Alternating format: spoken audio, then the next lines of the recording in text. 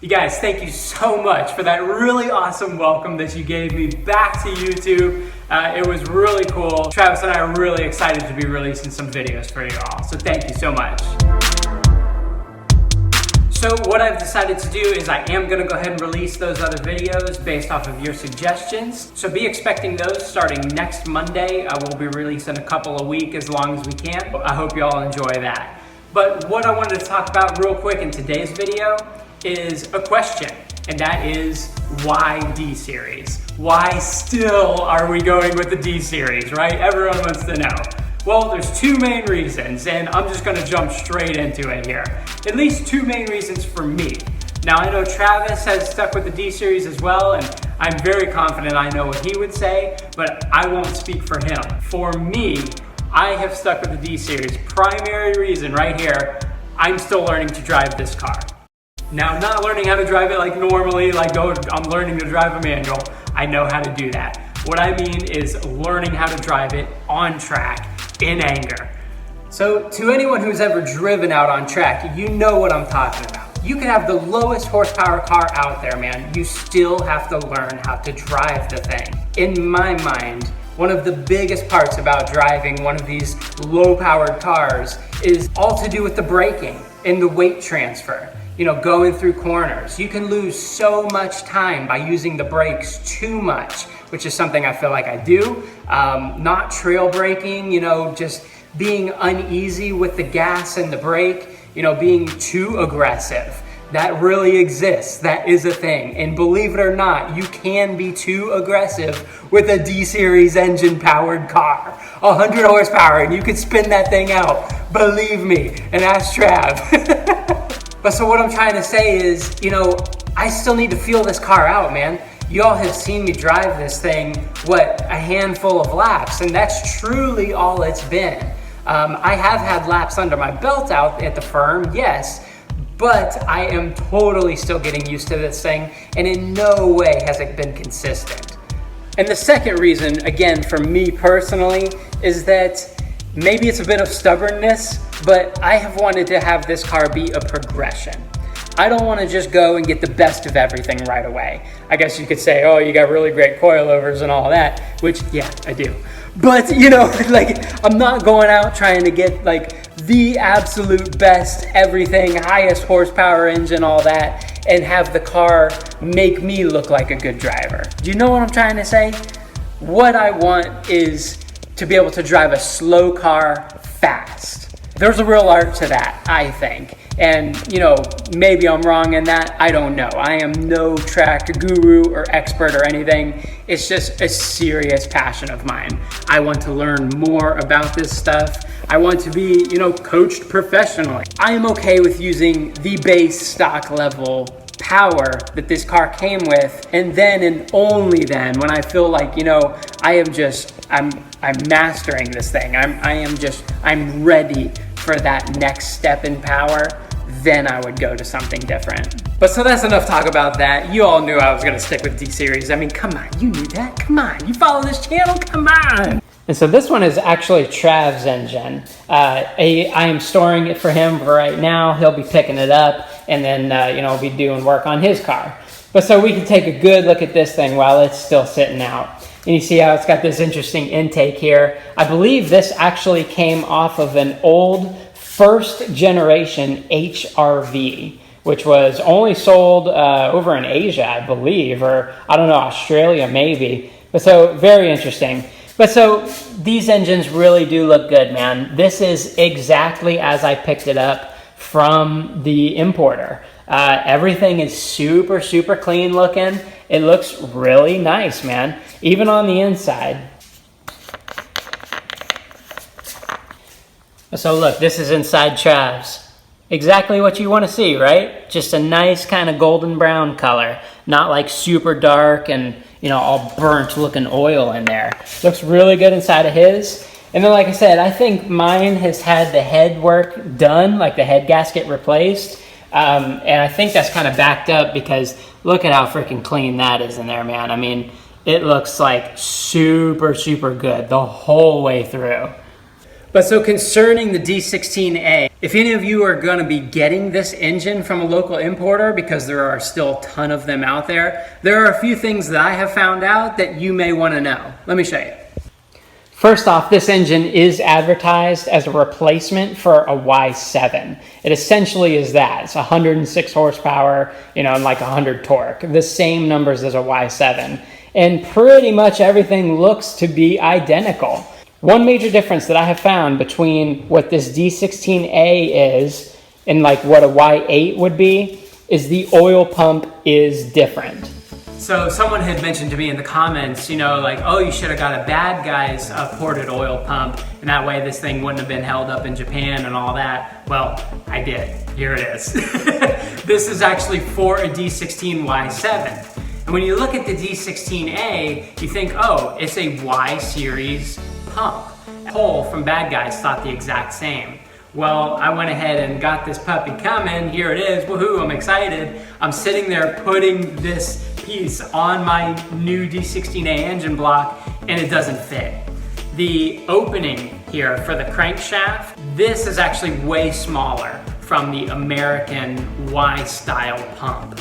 This opening right here measures to 1.5 inches, and the D16A measured at 2 inches. So it is significantly bigger diameter on the D16A oil pump. So I messaged Cole, from Bad Guys, and we got that whole thing in the works.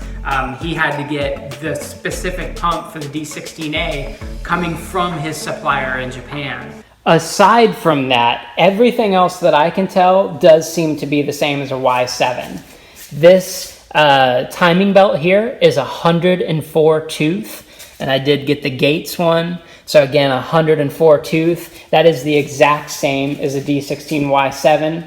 So I took the old timing belt off. This is the original one that came with that D16A. And I sat here and counted each tooth. Like it was just like going. And I counted it like 3 different times. It's 104 teeth. So again, it is the same as the Y7. So I ended up just getting the whole Gates kit where it came with the new Gates water pump, timing belt, and the tensioner piece with the spring.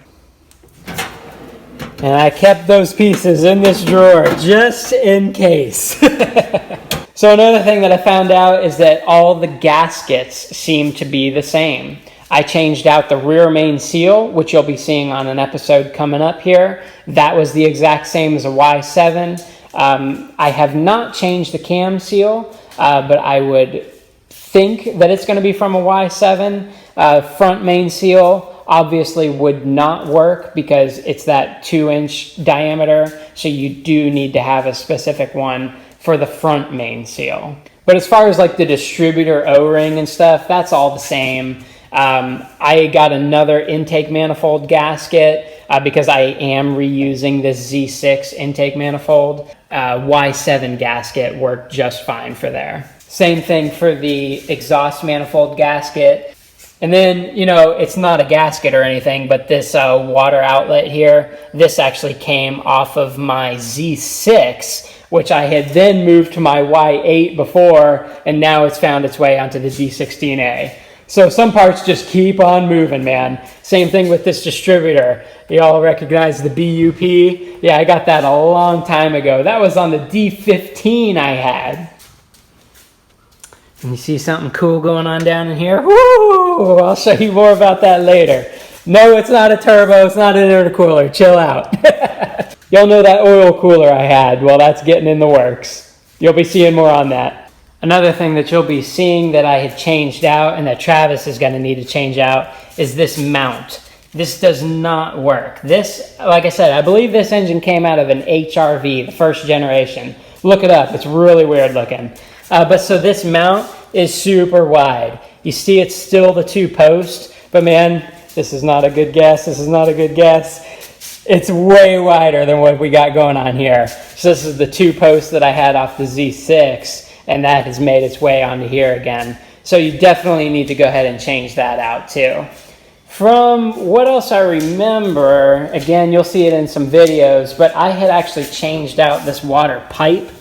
Back in here, it got a little weird. You can't really see it from this angle, but it had a couple different hoses that ran a different way. I think it was just one hose, but it threw me off, and I was like, I don't even want to mess with this. I don't want to try to plug it up. So I just moved my Y8 pipe over.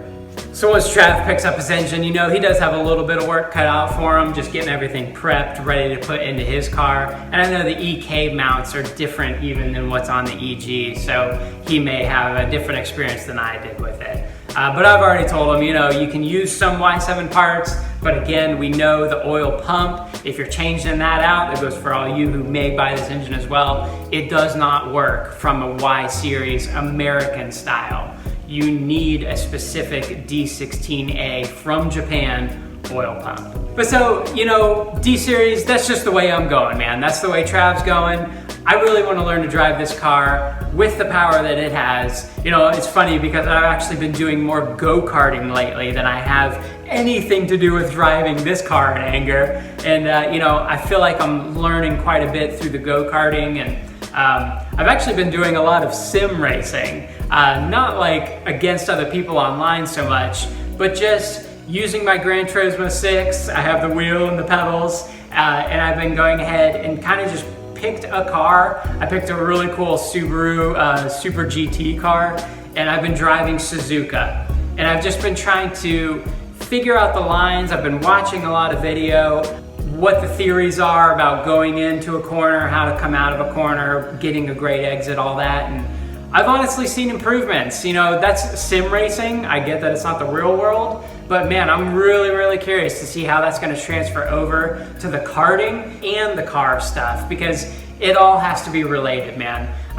If any of you have been watching the F1 esports, or it's called The Race, they've had like people like F1 stars like Jenson Button, Juan Pablo Montoya, Sebastian Vettel was on there today.